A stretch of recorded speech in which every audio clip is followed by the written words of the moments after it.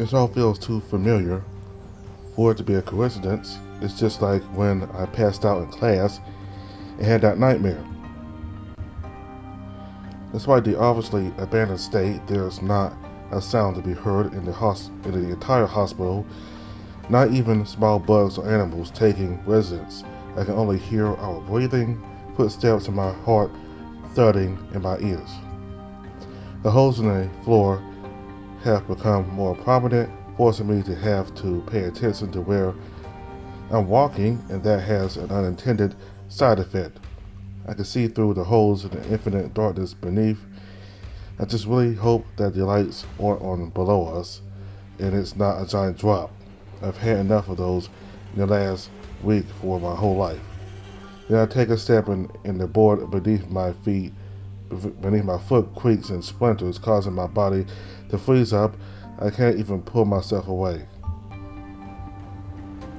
But Leigh grabs my arm and pulls myself back, causing me to gasp and inhale enough dust that I'm forced to hack and cough. It takes a couple seconds for it to pass, but even as it passes, my eyes are still watering. I expect to see a gaping hole where I was just standing, but the board is still there. It's split down the middle with the right side dangling down into the abyss. It's not hard. Well, it's not.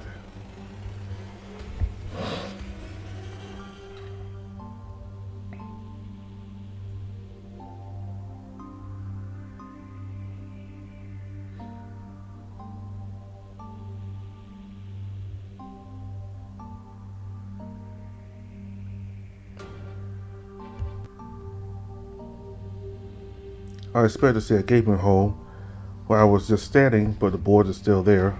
It's split down the middle, with the right side dangling down into the abyss. It's not enough for me to follow through, but it might have if I stayed. I got you, but be careful. Sorry. It's okay. You're alright. Leigh pats my back before helping me to my feet. A wave of dizziness flows through me, and I see the little colorful specks in my vision. I must be seeing stars after all my coughing. I never knew this was what they meant. That's when we see it. Another door, but this time it's open. No more locks. Keeps us from exploring further. If we're lucky, it might be an exit. God, please be an exit. I take a side step forward before Leigh gently places his hand on my arm. It's light and not meant to restrict. Just get my attention. Looking towards him, his expression is his usual neutral expression, but his eyes look serious and his jaw feels more clenched than normal. It's enough to send a chill through my spine. Take your time. We don't want to split up and get lost. Yeah, right, sorry. He slides his hands up to my shoulder and gives a reassuring squeeze before giving me a shove forward, getting us both in motion again. Entering the room, the first thing I notice is just how decayed the room is. The walls are all as sickly yellow and browns. The furniture is barely recognizable. The cushioned chair is covered in so much moss that it looks closer to a giant green fuzzy bug than anything I ever sat on. The next noticeable thing about this room is the smell. It smells like rust, and it's thick enough to taste a coppery flavor that reminds me of blood. It takes everything in my power not to gag. While Leigh doesn't show any obvious reactions, the way he flares his nostrils and barely squinches his nose lets me know that he smells it too. I'm almost certain it's a doctor's office or examination room if the computer is any indication. What's next to the computer, however, is much more interesting. It's a clipboard with a few sheets of paper. What's more is that, unlike the rest of the room, it's clean and devoid of any decay. It's like it's brand new, just like the lock.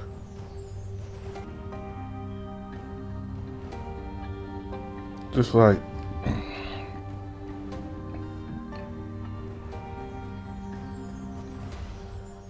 it's brand new, just like the lock. I walk and pick it up before Leigh has any chance to protest. This is too strange to not investigate, and I won't let this admittedly charming if demeaning desire to protect me stop me from finding out what's going on.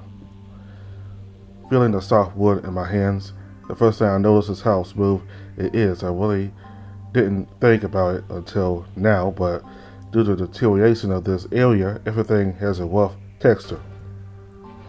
It's a welcome dose of normalcy in this otherwise cesspool of bizarre circumstances. Even the floor beneath my feet could cut one of my pads if I dragged them against it. Now that I've noticed it, I can't stop the feeling of disgust bubbling in my stomach. Feeling the top of the first page, it looks like a simple sheet of medical information, just simple facts and statements. But what isn't as simple is who this belongs to.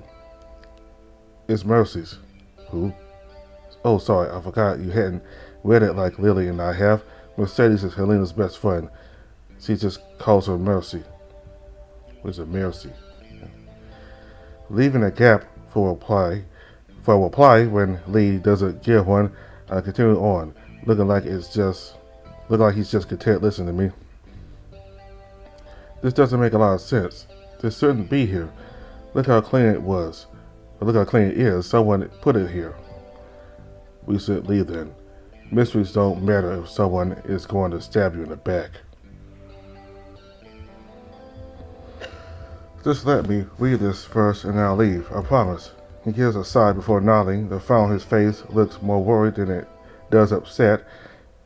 Instead of waiting around to hear what I'm going to say, he gets up and wanders to the door, leaning against the frame while peeking outside. I don't think he wants anyone to sneak up on us. Watching him standing there, I can't help but think about how interesting of a person Leigh is. He's stoic to a fault, really not calm and always trying to be a mature one in any circumstance. Barely talks in group scenarios, but if you get him alone, he opens up and talks about the things he cares about. He is a devoted older brother who's fiercely protective of his little sister, and from the looks of it, his friends too, if his treatment of me is any indication. But despite his big tough guy act, he's the most gentle and kind person I know. He loves to wear pink and has surprisingly flamboyant taste for someone who wants to portray himself as someone who you shouldn't mess with.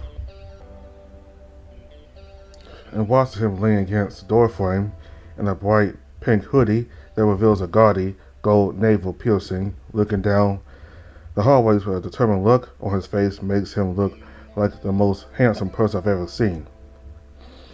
Then he turns his head towards me and catches me staring. I don't know what I look like or what he saw when he looked at me, but that toothy smile, that signature grin, that completely shatters that facade he wears. How it would.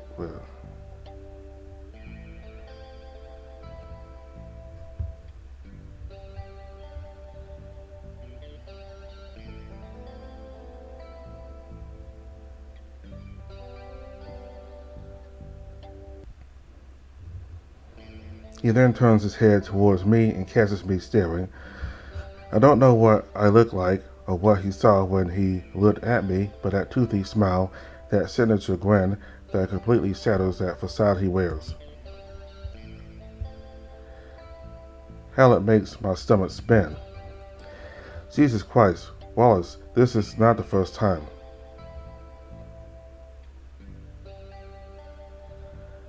Jesus Christ, Wallace, this is not the time. I'm stuck in a hospital with no recollection of where I am and how I got there. So I'm drooling over this guy. In an effort to not just stand there staring for hours, I stuff my face into the clipboard, devouring any information I can. It shouldn't be a surprise, but Mercy is shockingly normal. No long-lasting diseases, no abnormalities at all. She was just a healthy, normal 19-year-old girl. If anyone saw her anywhere, they just think she's a normal, everyday student. The only reason she's significant in any way is because she happened to be a victim in this awful tragedy. There's nothing that stands out on her medical records other than who it is. Pulling the first page away, I'm surprised when underneath isn't a continuation of the medical report, but something completely different instead. It's a page from the diary. It's in Helena's writing and everything. The left edge of the paper is torn like it's been whipped out. What the hell is this doing here? You okay? My shock must be evident because Leigh's got a concerned look on his face and is re-entering the room. No, I mean yes, everything is okay. Just surprised. By what? It's a page from Helena's diary. I think it's one of the missing pages. Missing pages. I'll tell you later. Just let me read this and I'll fill you in. He gives me a nod before heading back to the door, though he's now focusing exclusively on me. I think he's more worried about what's going on in the room than any outside threat now. I look for somewhere to sit, but quickly decide that it isn't worth any kind of infection I could get if I got cut on them somewhere, or what could be hiding inside them. Deep down, I know I'm just procrastinating the inevitable, but there's something haunting about these pages, and for one of them to be ripped out, that's more than just ominous. Well, that's just ominous.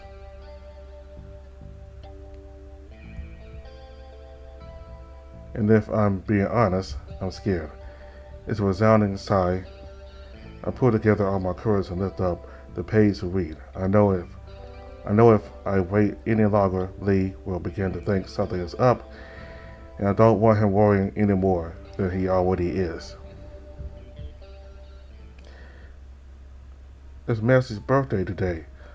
You know what that means, and no, we didn't go drinking. I know we're only 19.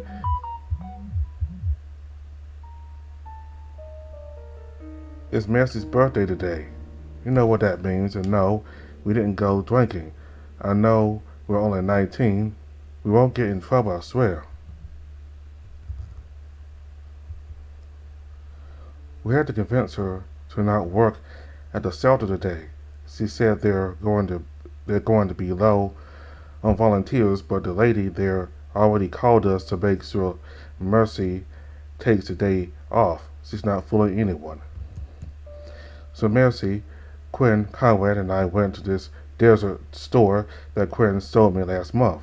It's super and actually cheap. I kinda expected Quinn to be one of those girls who only eats super expensive sort cakes, but she knows all the good stuff for the cheapest prices. I guess I shouldn't underestimate a business major's ability to scout out a deal. I won't underestimate her in the future. Maybe she can find me a good car for way less. Something about her pink car tells me otherwise, but who knows. Anyway, sorry, I got off topic. So we get there, and there's this super cute little stand for cakes, but for some reason, Mercy wasn't too into it. She's been really down all week, all month really. I don't know why. She's talking to me less and less about stuff. We still hang out all the time, and I'm pretty sure she's enjoying herself, but for some reason, she always looks sad when she thinks I'm not looking, and she won't tell me why. I know she doesn't like Conrad, but I don't think that's it. He's not even there most of the time. I just wish she'd talk to me. We're supposed to be best friends. After buying some cakes, we were eating them, but she still looked miserable. Conrad even left early. He said he had to meet up with the guys, but I know they didn't have anything that day. He made sure of it. He just left because he thought it would make her feel better. I wanted to ask him to stay, but I knew he wouldn't, and I didn't want to make it seem like I cared more about him than Mercy, especially on her birthday. It didn't help though. She looked more depressed than ever. Eventually, we just went to the movies and watched something. She looked better afterwards, but I think that's just because no one talked and she could pretend we weren't there. I wish you were here, Mom. I know you'd help her out. I would call you, but I know you're going through the papers lately. I know it's a bad time and I don't want to bother you. It's just that Macy's never acted like this before and she's not talking to me. I don't know what to do. Afterwards we went afterwards we afterwards when we got home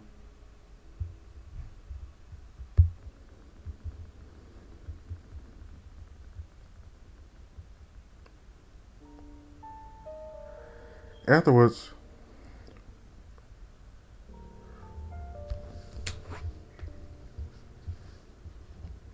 afterwards when we got home I gave her a little necklace I thought was cute, a little pink glass heart with a gold frame. It's the one time she smiled that day, a real smile, not a sad one she put on for our sake. She really enjoyed it. I hope she wears it tomorrow. And that's where it ends. It barely fits onto the back of the page, but it's all there. There might be more on another page where it looks complete. It looks like something's going on with Mercy. I wonder if I can find anything else about it in later diary entries. Leigh and I are going to the shelter tomorrow. We might find something out there. Sounds like she really went there often if they're forcing her to take a day off. I'm not sure if it means anything or if she's just upset about something small, but if it might have something to do with why Helena did what she did, I want to know. For my own curiosity's sake, and for hers, it might give someone closer. It might give someone closer if I do. I bet her mother would like to know. Putting a sheet of paper back under the clip at the top, it feels like a weight is pulled off my shoulders. Reading those entries always feels so heavy. You're right, kid. Jolting in place, Leigh's voice is coming from right behind me, so close I can almost feel his breath on my ears. Turning my head around, I can see he's only a couple inches away from touching me. My tail is sneaking through the gap in his long legs. The neutral look on his face is hiding something. It is hiding nothing. The neutral look on his face is hiding nothing. Specks of worry shows if you know where to look. It hardens his eyes in a way that reminds me of when he scored an Oscar. Yeah, it's just entries from a dead girl who killed all her friends. What am I supposed to think? It's sad. He looks up at the ceiling. At that, following his gaze, I can see numerous cracks running through the decayed drywall. It looks like it could break just from someone jumping on it, even someone as small as myself. When I hear his voice again, it's much quieter than his normal tone. If I didn't hear what he said, I had assumed he hadn't been talking to me. Awful things just happen sometimes, kid. It's not your job to solve them. That makes me take a step away from him. I straighten up myself. It's not effective at all due to our Lord's height difference, but the gesture is not lost on Leigh. He rolls his shoulders and his eyebrow raises in a curious expression. It's different from what I'd expect on art on.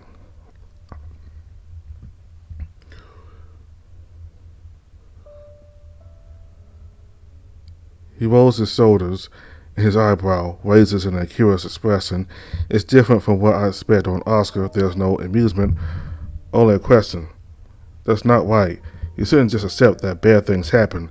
He lets out a sigh at that and his tense shoulders droop. He looks more tired and exhausted than I've ever seen him. His normally vibrant emerald eyes and dull his normal vibrant yes.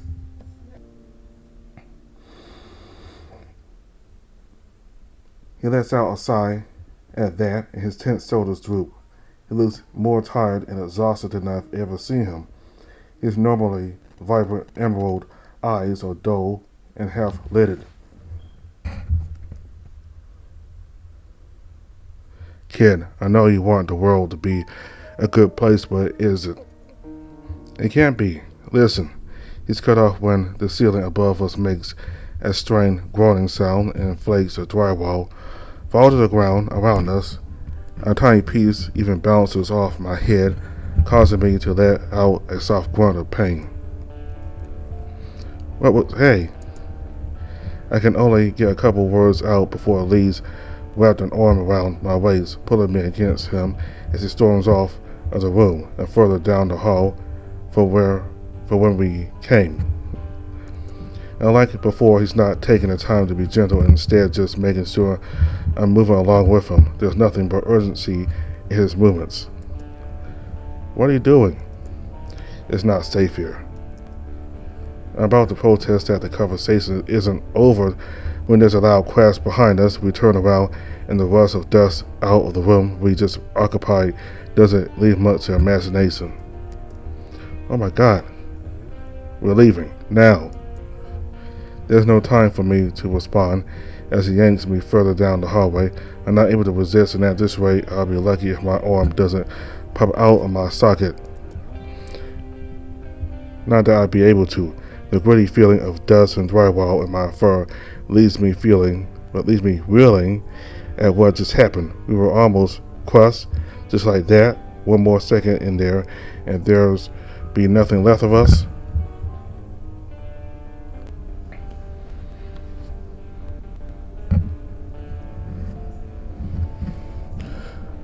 What does snap me out of my dumbfounded state is another striking sound of something cracking. Leigh doesn't stop or even look back, but when I do, I can see the cracking is traveling out of the door and down the hallways both towards us. The whole building isn't just coming down around us, it's chasing us, hunting us down like we're just simple prey scrambling to escape a ferocious beast. Leigh. I know, I fucking know. We take a turn, hiding the horrific sight from view, but I can still hear the sounds. It's so much worse without seeing the damage. It sounds like a feral shark is swimming through the floorboards itself, leaving only destruction in its wake. The mystery doesn't last long as the entire ceiling behind us caves in, leaving the hallway we just turned away from in shambles, only rubble left behind. We were just there less than a minute ago. That thought makes me nauseous, in the way Lee's rushed movements are making me bounce isn't helping. I feel like I'm going to vomit any minute now. With my focus leaving the corners behind us, I'm able to notice that the way we're running isn't stable. It's like we're in a car charging over rows of speed bumps, but it's not anything under us. It's Leigh. His limp is causing us to bump into each other and come close to the walls next to us. We're still moving at a fast pace, but it's not more rough than normal running would be. His limp is causing us to bump into each other and come close to the walls next to us. We're still moving at a fast pace, but it's a lot more rough than normal running would be, even with him holding me against him. After what feels like an eternity of discombobulating running, I'm slammed into Leigh harder than usual as he abruptly stops. It feels closer to running into a door. I guess he wasn't joking when he said he's hard. I should have figured that out when I thought it was a joke from Leigh. After a strange metallic feeling pressed between my index and middle finger for a long, confusing second, I realized that I'm wrapped my hands around Leigh's waist, clinging tightly to him. And the top of his navel piercing had slid between my fingers. It's surreal. There's an overwhelming feeling of guilt and the sensation of my ears burning because this building is moments away from collapsing onto us, and I'm here getting flustered like an idiot. I look up at Leigh, finally remembering that we've stopped moving, and his head's looking from left to right. There's an unsure expression on his face. When I look both ways as well, I can see the problem. There's two different directions. Another hallway that looks to be in just as much of a desolate state as the rest of the physical rehabilitation therapy area. The other is a closed-off pair of doors. Their windows are blocked by something leaving what's on the other side unknown, but surely it can't be any worse than what we're currently in, right? I'm about to tell Leigh to go through the door when I finally catch a good look at his face. He's completely drenched in sweat, and it looks like he's straining himself. Veins are visible through the gray fur on his neck. I'm confused for a moment because I assume Leigh's always been a rather fit guy, but that's when it hits me. It's because he's trying to carry me while running with a limp. He's pushing himself too hard. There's a part of me that doesn't want to let go, but I have to. This is going to cause more and more problems if I don't. As I slip my hands away from around his wrist, that little metal nub of his piercing brushing against the inside of my fingers, I actually push the thoughts of how his skin feels underneath his rough fur out of my hand. He clenches the hand around my waist and pulls me tighter against him. His focus turns to me in an instant. There's a wild concern in his eyes, like he's willing to fight someone trying to pull me away.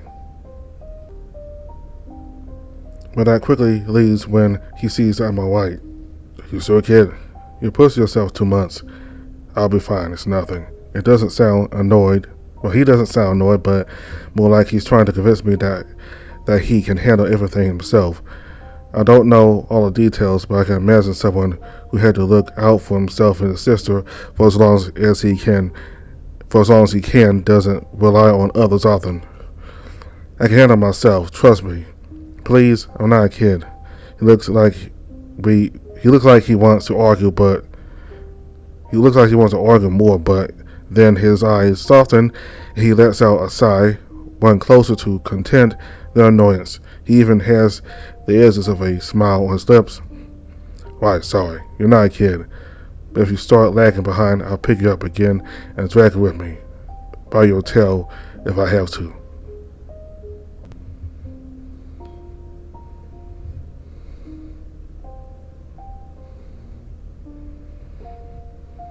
He doesn't sound annoyed, but more like he's trying to convince me like he can handle everything himself. I don't know all the details, but I can imagine someone who had to look out for himself and his sister for as long as he can, doesn't rely on others often. I can handle myself, trust me, please, I'm not a kid. He looks like he wants to argue more, but then his eyes soften and he lets out a sigh, one closer to content than annoyance. He even has the edges of a smile on his lips. Right, sorry, you're not a kid. But if you start lagging behind, I'll pick you up and drag you with me. By your tail if I have to. In any other circumstances, hearing such a line would make me uncomfortable, but right at this moment, it's the most comforting thing I could hear. Okay, I think we should go through that door. It might lead to an exit. The worst it can be would just be another hallway like that one. He nods, but as soon as he takes a step towards the doors, a loud booming noise, followed by a tremor, shaking the floor beneath us. Whatever that is, it's big. What was that? My voice comes out as a squeaking mess, barely coherent, but Leigh doesn't respond. He's just staring at the door. After a moment, I realize why. There's a muffled clopping sound on the other side, and it's getting progressively louder as if it's getting close. The door rattles violently as something smashes into it. The sound of the impact and the splintering wood is enough to make me take several steps backwards. Lee's turning around and shoving me towards the other hallway. There's panic in his eyes, but he's trying to keep himself composed for the both of us. I'm thankful for that because I'm scared I'm about to flip out. The next slap causes cracks to form on the door, flakes of wood falling to the floor. What the fuck is that? That makes everything finally hit, and we're both running. Well, running as much as we could. Leigh is closer to West Harbor, but he's surprisingly fast, able to keep up with me, and it looks like this is somehow taking less of a toll on him than our previously slower pace together. He catches my staring and rolls his eyes, an annoyed look in them as he nods in front of the both of us. He's not even breaking a sweat. Pay attention, kid. Not on me. Right, sorry. We did the next turn of the hallway, ignoring all doors we went past. They clearly lead to offices or rooms, and right now finding an exit and escaping is the only thing on our minds. This place is already coming down, and who knows what's behind that door. Whatever it is, it's not pleasant. The answer arrives when a louder crashing sound behind us occurs. Stop at the turn, I turn around to see what looks like a giant. It's hard to tell what species they are at this distance. All I'm able to recognize is a familiar hard hat and hulking figure. It's that construction worker from earlier, but now that I'm looking at him, he looks wrong. He looks wrong, like he's a grotesque imitation of a living creature, something closer to a horror movie monster. What I thought was a hard hat looks like it's a part of its skull and has morphed around its head, stretching all the way down its muzzle. I can't even make out any facial features, they're all completely hidden. But that's just the start. From the torn fur that spans across its chest, that gives a feral appearance to the massive tail lasting around that looks like it could break bone. Everything about it is unnatural. Even without seeing its eyes, I can tell it's staring right at us. Before my sock can endanger me, Leigh's pulling me away around the corner, and we're back to running. I don't hear any footsteps behind us, though I don't think it's chasing us. What are you doing? It's a person, I think. You think? It's a construction worker, but he doesn't look right. Doesn't matter, just keep running. Whatever was behind that door was definitely not right. There's something off there's something off about it, and I'm curious what exactly is going on, but nowhere near enough to go back. At least I think we're going the right way this time. The place is still unstable, but it looks significantly less run down this way. There's no holes in the floor, and the walls only look mildly dilapidated. I just hope we never have to see that thing again. It feels like waking up from a sick dream when we arrive at the next department. I'm not able to see which area of the hospital we're in now. I'm too distracted by my racing heart and light head. As soon as we barged through the doors leading here, it's like we entered an entirely different dimension. This area looks like a proper hospital. Everything is clean and sterile, like it's been freshly cleaned and polished. Leigh looks just as dumbfounded as I do, and as if to confirm that the place we came from exists, he tries to open the door we just came from. Except instead of opening to a site of decay, there's only the sound of the door rattling, the sound of metal clinking against each other and locked behind us. Leigh tries a bit harder before taking a step back. He looks ready to kick in the entire door when I grab his arm. His head spins around to face me, and I realize that I shouldn't have grabbed him without asking, but that focused look in his eye fades away as he steps away from the door. It's just locked. We don't want to go back anyway. What if that guy is still in there? The door being locked might help. He just broke through a pair of doors. But they were old and breaking apart already. I think these will hold. At least I hope they will, but it looks like that's not but it looks like that's enough for him. He nods and walks around the room. His limp is a lot more prominent than usual. It's likely from all the physical exertion. Does your leg hurt? It'll be fine. That's not what I asked. He helps out a sigh, sounding resigned. To his fate, he doesn't sound annoyed, at the very least. I just don't think he likes people darting on him. How very ironic. My pain tolerance is high. It's barely noticeable. But, kid, I'm fine. You sound just like Charlie, always worried about me. Maybe there's a reason for that. Sounds like C has the right idea. He just snorts and smiles at that. I want to stay annoyed at him, but I just can't when his overbite peaks over his lips. Leigh's smiles have always had a lot of teeth, but it's very rare to see him grin. What he does is incisors pop out over his bottom lip. It's endearing, and seeing something so rare because of me is rewarding in a way I'd rather not look too deep into. Not right now, at least. I look around the room, my eyes lock onto a nearby seat, and without a moment's hesitation I fall into it. I didn't even realize I've been panted this whole time, but getting my legs off the ground suddenly makes their screaming all the more real.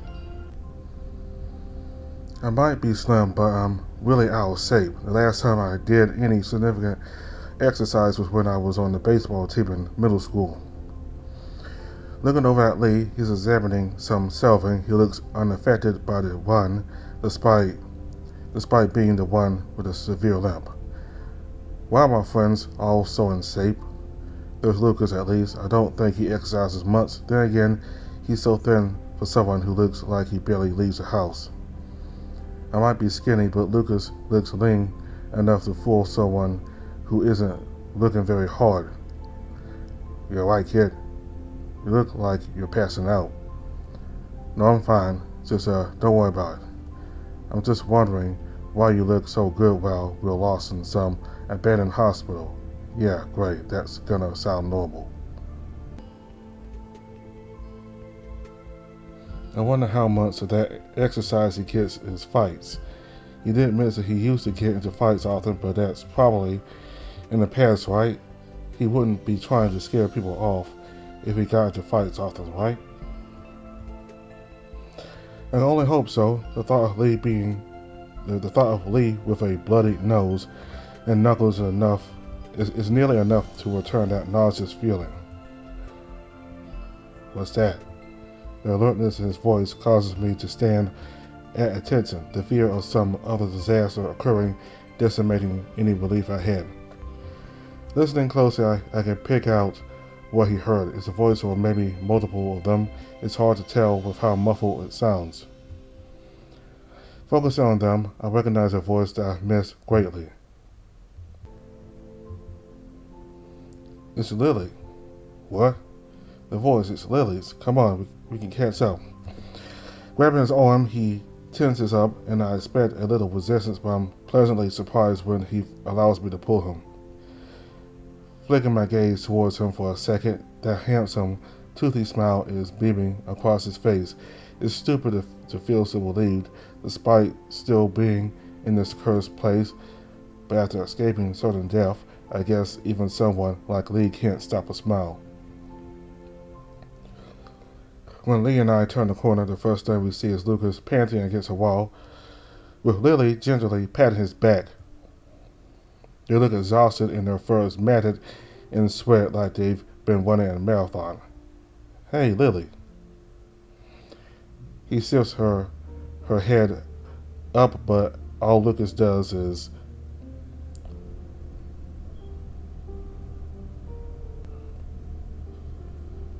Hey, Lily.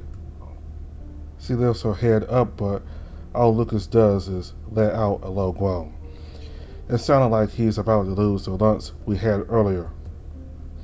At the sight of us, she gives a massive wave that matches her incredible smile. She mutters something to Lucas and he gives her a small nod before she gets up and walks over to us. Is he alright?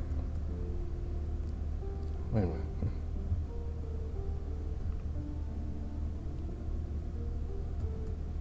Is he alright? Leigh is standing next to me. He's expressing back to that cool and calm neutrality. He's not looking at her while she says that. He's tilting his head and looking past towards the fox. Oh yeah, he's totally fine. He's just a little nauseous. That's good. We've had some weird stuff happen to us. You wouldn't believe it.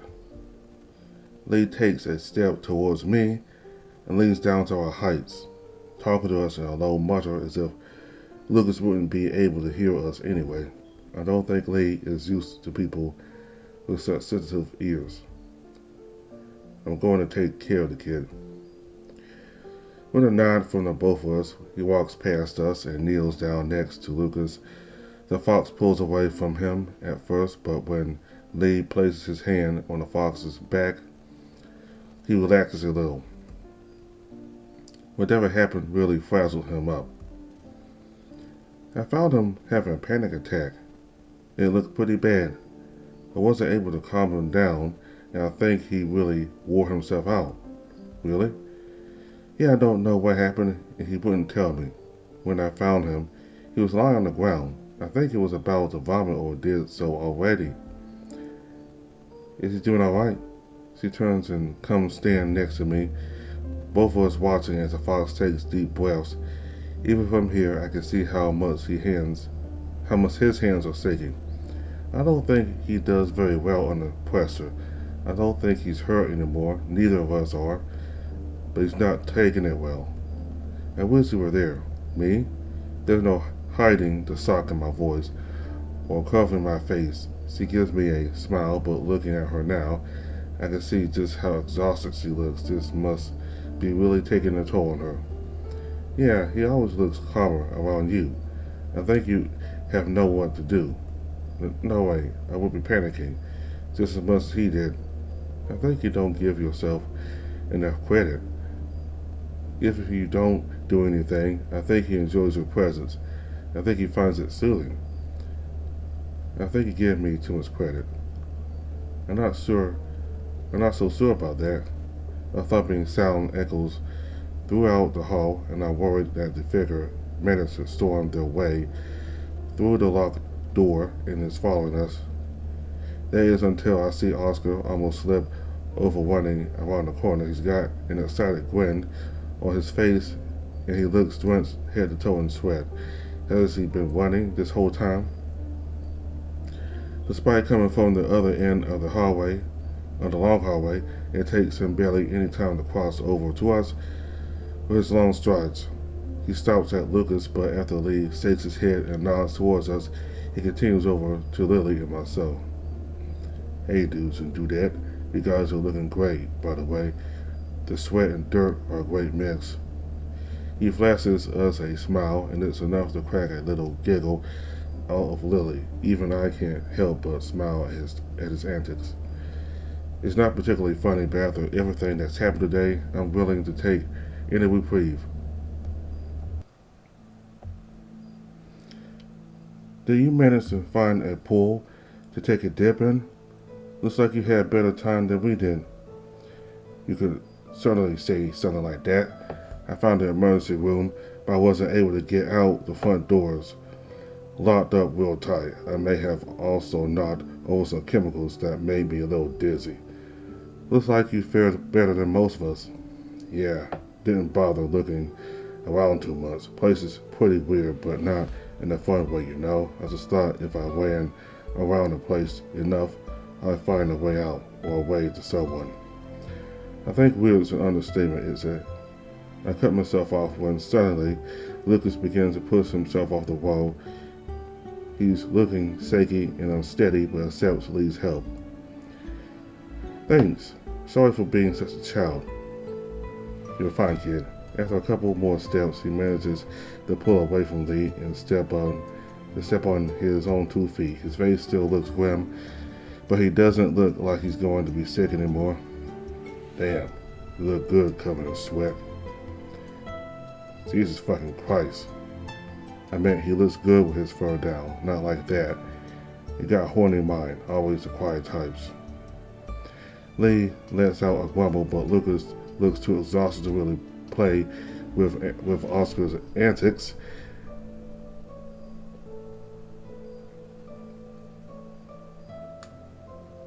Leigh lets out a grumble, but Lucas looks too exhausted to really play with Oscar's antics. He must have picked up on that too because he doesn't make any more jokes. Leigh said some fucked up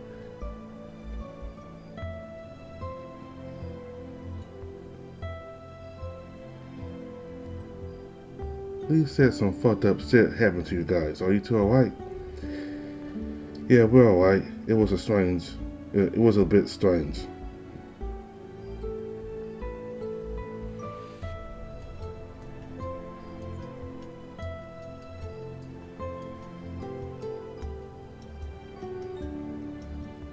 Leigh said some fucked up shit happened to you guys. Are you two alright? Yeah, we're alright. It was a bit strange. You even found a page out of Helena's diary in here. Yeah, I think it was one of the missing pages for the diary. Why would one of the missing pages for the diary be here? That doesn't make any sense. You probably just imagined it. It was definitely a page from the diary that had been ripped out. Probably just got ripped out when we were kidnapped, you know? I doubt a missing page would show up here, man. Enough. Leigh's voice is firm and there's a serious undertone. It says now's the time to listen. It doesn't look like he approves of us wasting time discussing.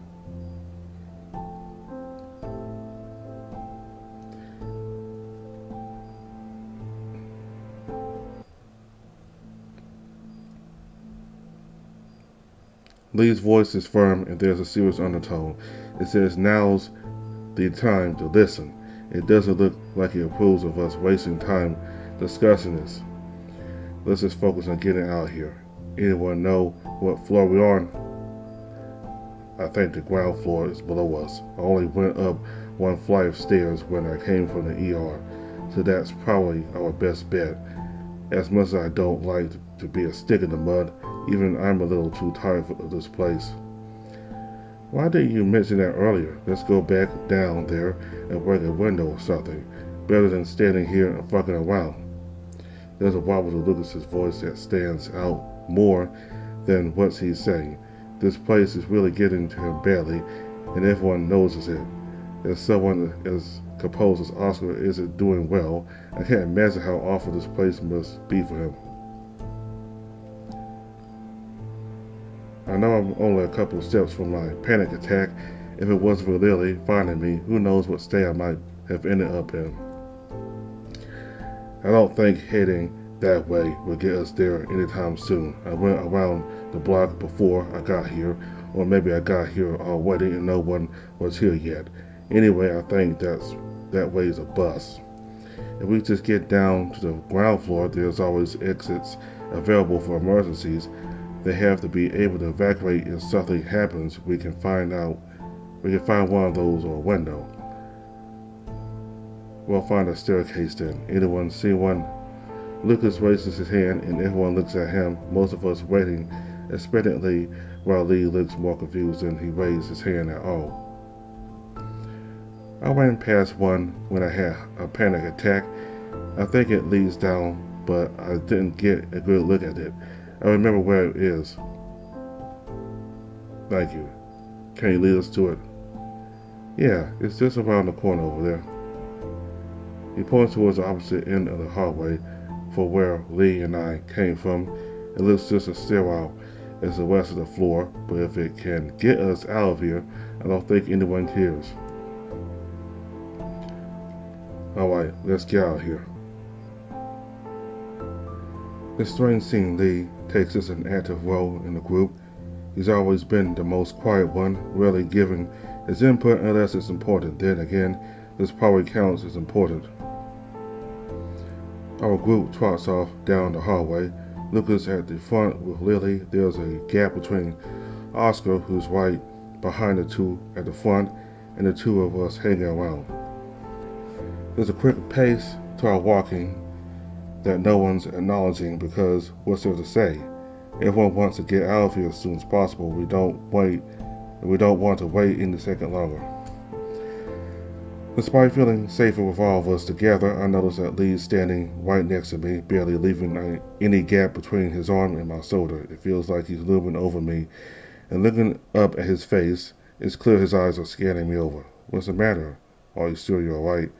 You could have gotten hurt. As if asking that opened the floodgates, he turns around. When he turns towards me and grabs the sides of my face, moving it around to get better glimpses at all parts of my head. What are you doing? Checking to see if you got any bruises or cuts. To make it worse, he lets go of my head and starts checking the rest of my body too. It wouldn't be so bad if Oscar hadn't looked over his shoulder and is actively watching Leigh dote on me like some dad or protective friend. Why would I lie? I told you I'm fine. I meant it. Yeah, but Charlie would. He hesitates at the mention of his sister, like something he said made him realize something that I don't have any knowledge of. Whatever it is, though, is enough to get him to pull away, but not enough to take that concerned look out of his eye. Okay, but be careful. Don't be afraid to come to me if you get hurt. I will. Thankfully, that's the end of that, and he doesn't try to prod me for the rest of the journey down the stairwell, and we eventually find ourselves down the next floor. I think we're on the first floor wards. Look, each of the room numbers start with 1. I think that's our floor number. Each of them are locked, though. They've never been locked at the hospital I've been to. To emphasize her point, Lily grabs a nearby door handle to room 128 and pulls, putting her entire weight behind it.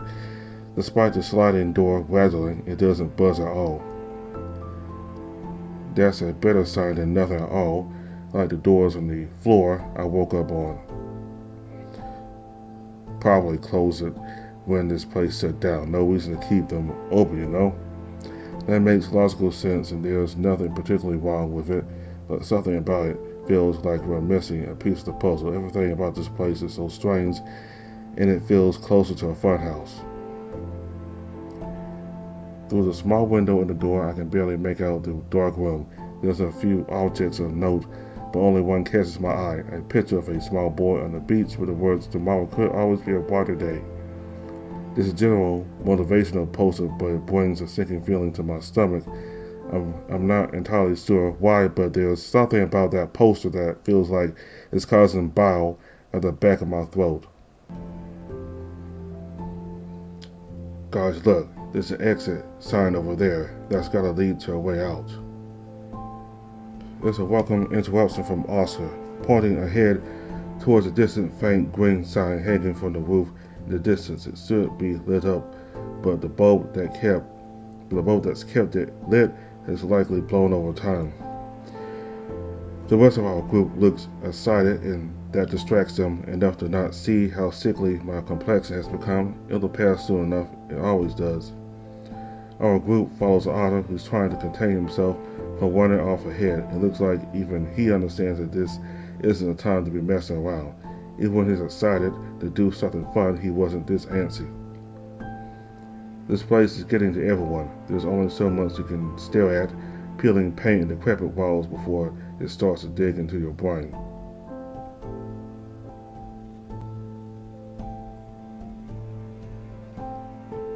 Walking past another door, I noticed something through the window.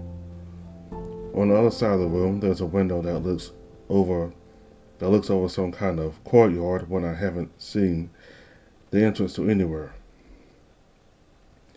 And there's someone standing there. It's the same large figure from before, standing next to a statue of a what looks like an angel. There's a source of light behind him, causing his figure to silhouette and hide its features, but I swear he looks over and stares at me for a moment. Then he slams his fist against the glass, causing it to nearly shatter. The entire window is cracked to the point where nothing can be viewed beyond it, even colors mostly hidden by the white of broken glass. The hidden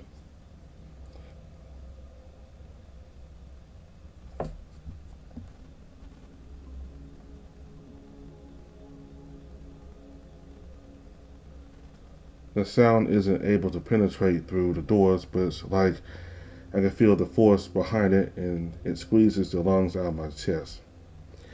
That thing isn't coming for us, is he? If he is, then we need to get out of here as soon as possible. We don't want to be here if he's as hostile as he's acting. Right, calm down. I don't even know if he was able to see me, and even if he did want to hurt us, this place is like a maze. The odds of him finding us before we move on is pretty rare.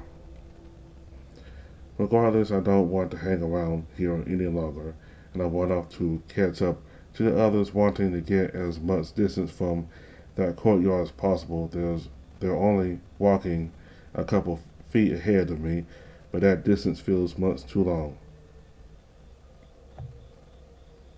Guys, but I'm not able to get the words out as I run right into Oscar's arms, smoothing my nose against his bicep. I know I shouldn't be surprised it felt like a brick wall, but I feel like a person shouldn't be this hard. Oh, sorry, little dude. You okay? Yeah, why did we stop? I don't know. Lily just stopped when she saw something. I'm about to say more, whether that's about the figure I saw or just intriguing more about what's happening. I don't know, but I'm not able to get another word out before it leads on the two of us. Shit, you okay? Is her nose bleeding again? Again? Not now. Go with him. Let me check up on Wallace. He's fine, man. But Leigh just gives Oscar a glare dark enough that he gives in, and the other walks over to the others, both of which are crowding around the door for some reason. Leigh literally grabs my attention away and inspects my face, tilting my head around to make sure there actually wasn't any damage, as if the two of us would lie to him about that. I know he's just caring about me, and I do appreciate the concern, but this is a little too much, and not some fragile glass sculpture that'll shatter with any impact. But I can't tell him that. He's only wanted to help, not that it would do much good anyway. Lee's surprisingly stubborn when it comes to taking care of others.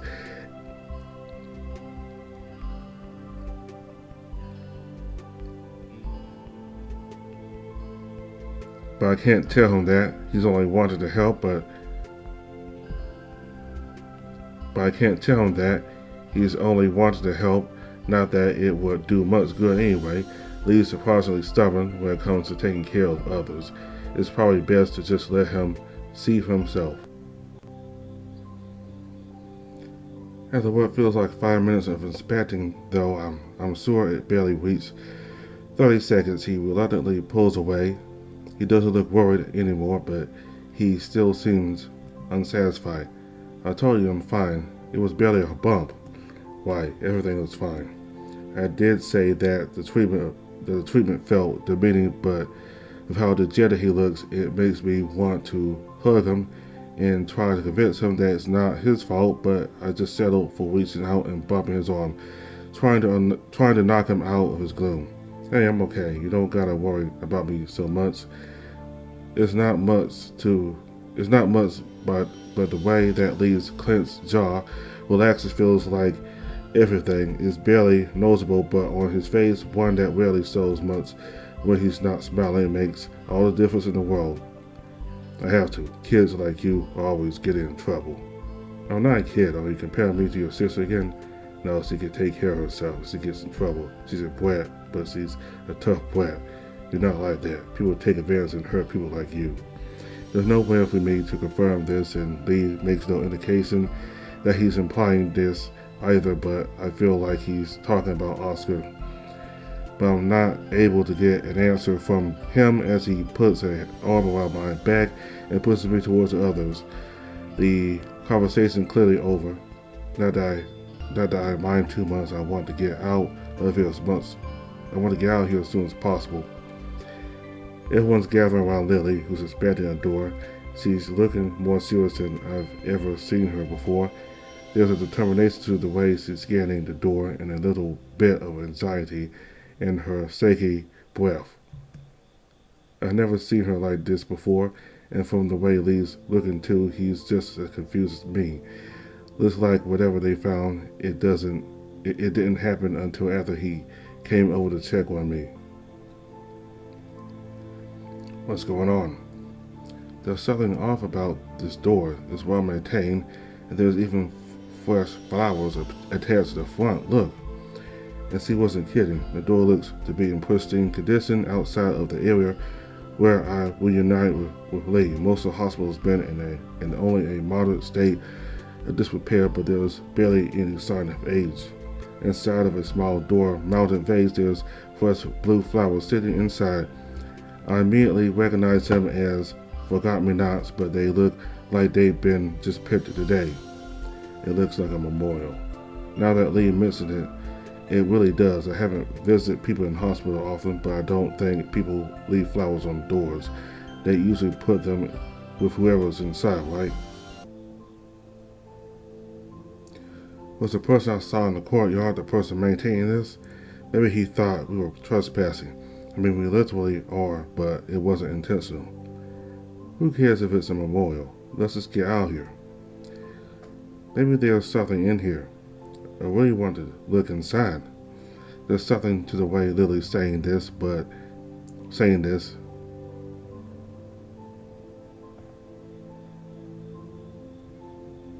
There's something to the way Lily's saying this that doesn't make it sound like simple curiosity. She sounds confused more so than a simple well-kept door should make someone. It couldn't hurt, right? It'll just take a moment. Yeah, okay, just a peek. I really want to protest, but there's something to the way she's staring at the plaque on the door, listening to the room number as 149, that makes her look mournful for something that might be hidden on the other side of that door. It's like a clone convention. Well, I've got news for them.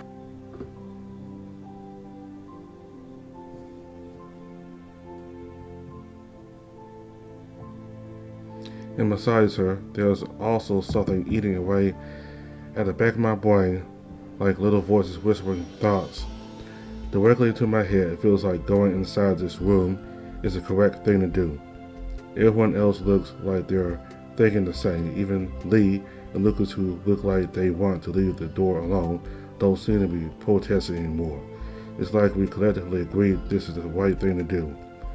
As he touches the handle, it feels like a spike of anxiety goes through my spine and up into my brain. It takes all my willpower to not take a step back or hide behind someone. It's like I can feel electricity tickling my fingertips. Despite everything, though, I feel more at peace than I felt since we arrived in this place, and maybe even a little before it in the library. Something about being with everyone else makes everything feel more manageable.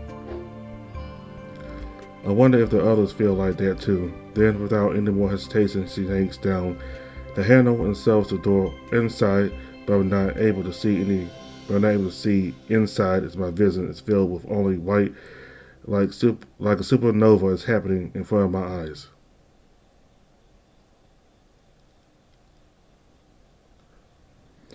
My eyes open with a surprising amount of struggle and I can feel a searing headache burning inside my skull.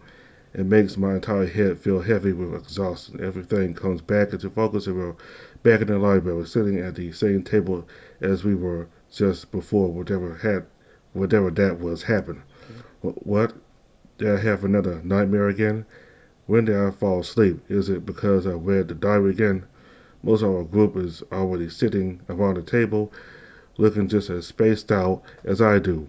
The only outlier is Lucas, who's back to sitting at the computer trying to adjust his cheek fur from what looks like hours pressing his keys.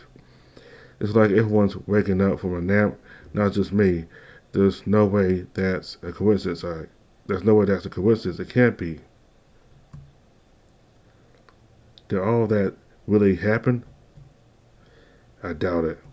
Leigh's voice is surprisingly unperturbed, as if this entire thing doesn't faze him in the slightest. How are you so calm? Did we really go to that hospital?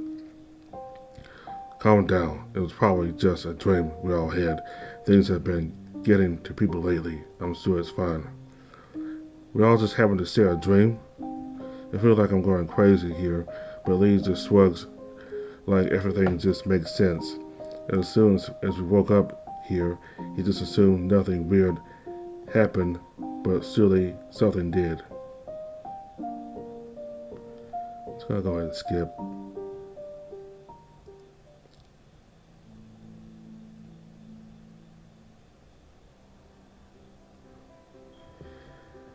Alright, so we'll start. We always saw all this with Oscar's route. You know, the aftermath of that dream. So we'll stop right here. And we'll continue from this point next time.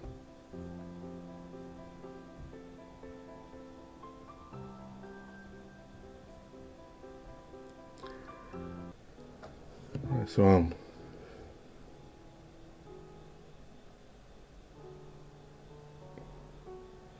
well, they certainly weren't kidnapped.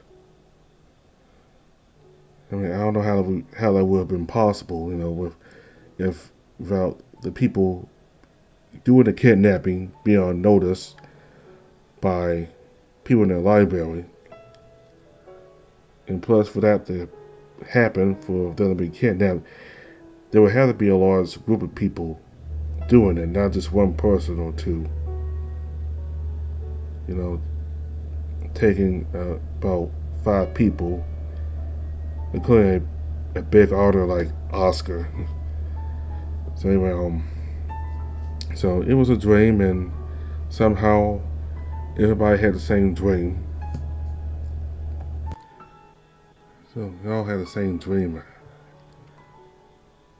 I don't know if that's possible or not, but anyway,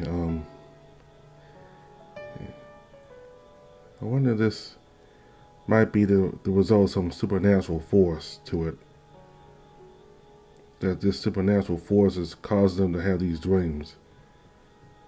I don't know what the purpose is. I don't know what the purpose of all this is, you know, for them to have these dreams, but I don't know, maybe something is behind it, and maybe something may try to even help them figure out this murder mystery. Who knows, maybe it's the girl herself that's behind all this. You know, she's dead now, and you know, I'm kind of believing that, you know, some people who die, they might have the ability to alter people's minds or to affect how people experience things in dreams. I'm not about to leave that out as a possibility. It could be. I'm just speculating. So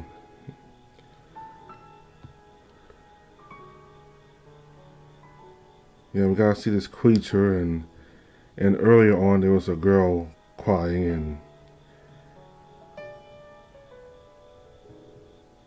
so I don't know what these could mean, but we'll have to find out and see. So Leigh's he's very overprotective, and and it kind of bothers Wallace.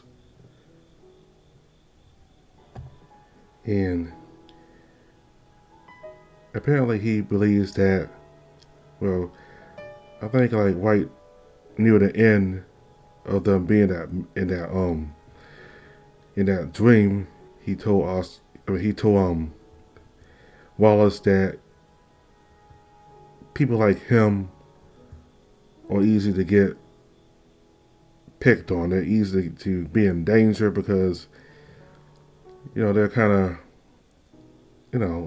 But he said his sister was tough and could handle herself. So apparently he's saying that Wallace is not tough and can't handle himself, and that he's vulnerable to people who pick on the weak. So I guess he sees himself as this big, strong protector of Wallace. So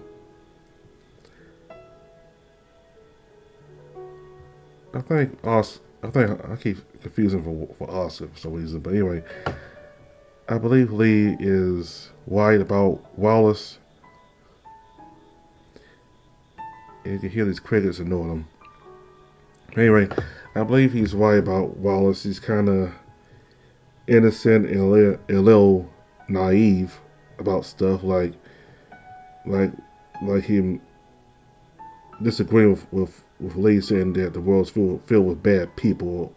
But there's a lot of bad people in the world. I mean, what Leigh said is not incorrect. I mean, there is a lot of bad people in the world, and I think it's kind of naive for Wallace to say that. I think it's naive for him to disagree with Leigh on that. Like, there's plenty of good people, because that's not really true. So I'm about to go ahead and stop now, and I'm not gonna cover everything I saw in this part here, but I think I did most of it. So last year we got to see Oscar and him experience this dream. We got to see Leigh in his experience of this dream, and Lucas Lily said that he was really freaking out and going crazy. So when we get to his route eventually, we'll be able to see just how bad his route is. I mean, if he's freaking out, going crazy, and hyperventilating, then something really bad must be happening. Something bad is really gonna be happening in his route. We have to go to the same part here with them in the hospital having this dream. So maybe in a year we'll get to that, or hopefully maybe I might get that sooner. So anyway, about to stop now because these crickets are getting louder. So thank you all very much for watching. Goodbye.